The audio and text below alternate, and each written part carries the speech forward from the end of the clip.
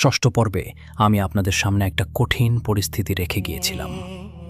যদি সেই পুরনো মানুষটি সরাসরি আপনার কাছে আসতে না পেরে আপনার চেনা কোনো বন্ধু বান্ধব বা কাছের আত্মীয়কে মাধ্যম বানিয়ে আপনার কাছে পৌঁছানোর চেষ্টা করে, তখন আপনি কি করবেন? সাইকোলজিতে একে বলে প্রক্সি ম্যানিপুলেশন। সে যখন দেখে তার কোনো অবহেলা বা নীরবতা আপনার উপর আর কাজ করছে না, আপনি নিজের ক্যারিয়ার নিয়ে ব্যস্ত হয়ে গেছেন, তখন সে অন্যদের ব্যবহার করে আপনার মগজে পুনরায় ঢুকতে চায়।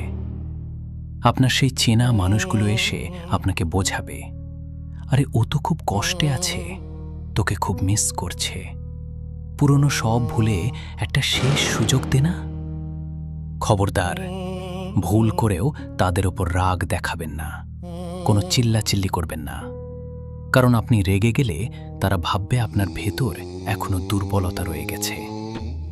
চাবুকের মতো ঠান্ডা মাথায় ঠোঁটের কোণায় একটা চতুর হাসি ফুটিয়ে তাদের চোখের দিকে তাকিয়ে শুধু একটা লাইন বলবেন, সে আমার অতীত ছিল, আর আমার অতীতে আবর্জনা ছাড়া আর কিছুই থাকে না। দয়া করে আমার সামনে ওর নাম নিয়ে নিজের সস্তা ইগো আর আমার মূল্যবান সময় কোনোটিই নষ্ট করো না।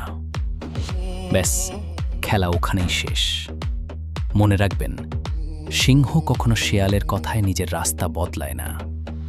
যারা আপনার কঠিন সময়ে পাশে দাঁড়িয়ে সান্ত্বনা দেওয়ার যোগ্যতা রাখেনি, আপনার সফলতার দিনে আপনার রাজকীয় সাম্রাজ্যে উকি মারার অধিকারও তাদের নেই। আজ থেকে আর কোনো আফসোস নয়, আর কোনো পেছনে তাকানো নয়।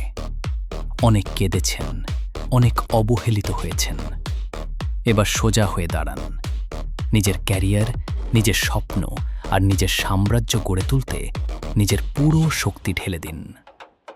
সুদূর যাত্রার মুভ অন সিরিজটি আজ এখানেই শেষ হচ্ছে, কিন্তু আপনার জীবনের আসল বিজয়ের গল্প আজ থেকে শুরু হলো। নিজের রাজত্ব ছিনিয়ে নিন।